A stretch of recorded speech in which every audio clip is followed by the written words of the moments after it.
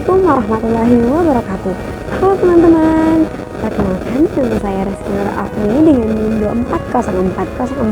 2404501027 dari kelas Bimbingan dan Konseling D, Program Studi Bimbingan dan Konseling, jurusan Psikologi Pendidikan dan Bimbingan, Fakultas Ilmu Pendidikan Universitas Negeri Makassar. Nah teman-teman, di balik semaraknya aktivitas kampus saat ini terdapat cerita yang tidak semua orang ketahui. Cerita tentang perjuangan, penyesuaian, dan realitas sosial yang membentuk wajah pendidikan kita hari ini. Inilah potret sosiantropologi pendidikan di lingkungan kampus yang merefleksikan konsep-konsep penting dalam sosiologi, seperti sosialisasi, peran atas sosial, mobilitas, hingga perubahan sosial.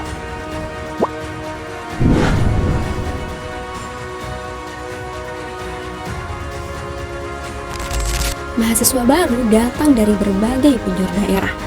Setiap tahun, ribuan mahasiswa baru datang dengan latar belakang yang sangat beragam. Ada yang berasal dari kota-kota besar seperti Makassar hingga Parepare, tapi tak sedikit pula yang datang dari daerah-daerah terpencil, bahkan dari pulau-pulau kecil di Sulawesi dan sekitarnya.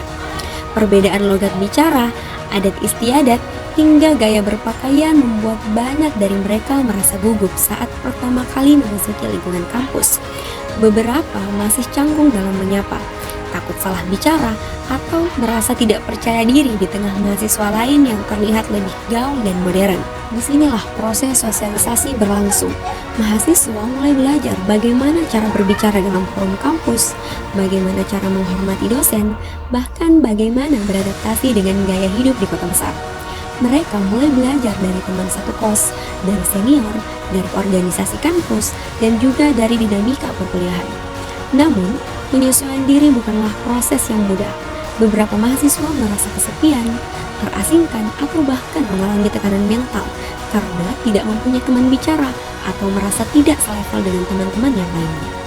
Nah, disinilah pendidikan seharusnya tidak hanya fokus pada nilai akademik, tetapi juga menyediakan ruang aman dan suportif agar setiap mahasiswa dari manapun asalnya bisa bertumbuh dan merasa diterima.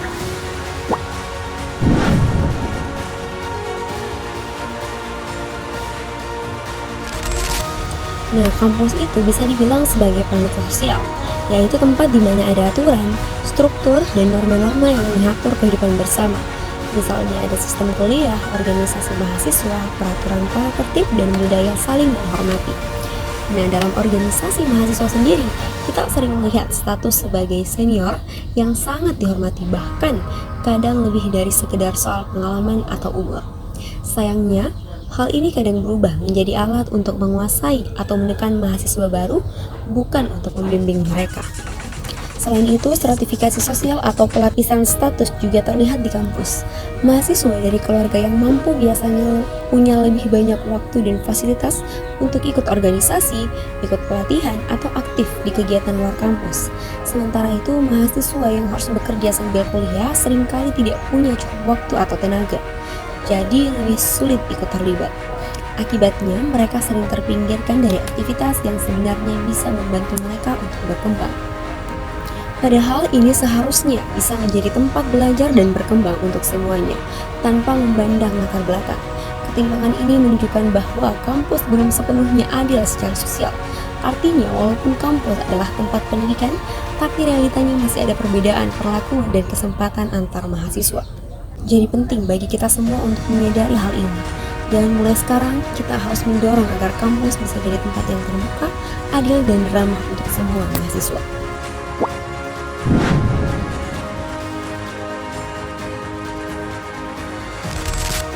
Pendidikan punya kekuatan besar.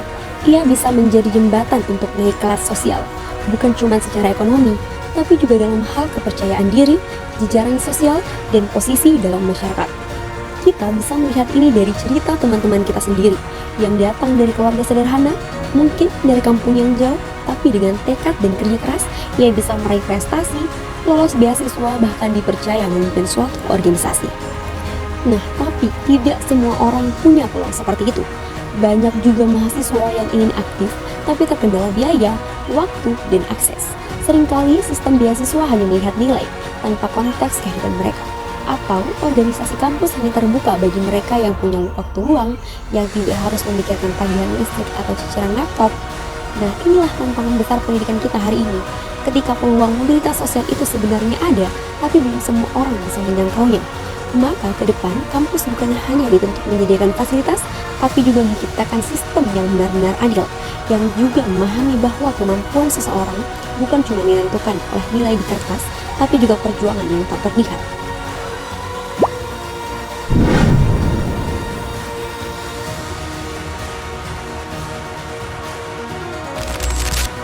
Kampus bukan hanya tempat belajar teori, tapi juga ruang hidup yang melahirkan perubahan sosial. Di universitas kita saat ini, kami melihat sendiri bagaimana mahasiswa semakin peka terhadap realitas sosial. Mereka mulai sadar bahwa pendidikan tidak bisa dilepaskan dari persoalan-persoalan masyarakat. Isu-isu seperti krisis iklim, kesetaraan gender, kekerasan seksual, bahkan ketimpangan pendidikan di daerah 3T, semuanya mulai diperbincangkan dalam diskusi terbuka, seminar, bahkan di media sosial. Mahasiswa berdiskusi, mengadvokasi, bahkan turun langsung ke lapangan lewat program KKN, aksi solidaritas, atau pengabdian masyarakat. Disinilah peran mereka sebagai agent of change terlihat nyata. Namun, di balik semangat itu ada tantangan besar. Birokrasi yang lamban, minimnya dukungan dari pihak kampus, hingga stigma terhadap mahasiswa yang dianggap terlalu vokal. Disinilah idealisme kerap berhadapan dengan kenyataan. Perubahan sosial yang diharapkan seringkali terbentur tembok sistem yang belum siap berubah. Maka jelas, perubahan sosial di dunia pendidikan bukan hanya tugas mahasiswa. Ia butuh keberanian kolektif dari dosen, birokrat, bahkan sistem pendidikan itu sendiri untuk membuka ruang dialog, menghargai keberagaman suara, dan mendukung aksi nyata yang lahir dari kepedulian sosial.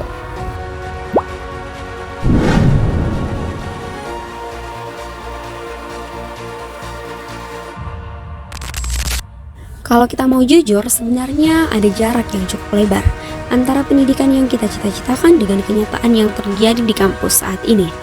Pendidikan ideal, seperti yang dikatakan oleh Ki Hajar Dewantara, adalah proses yang menuntun segala kekuatan kodrat agar manusia bisa hidup selamat dan bahagia, baik sebagai individu maupun anggota masyarakat.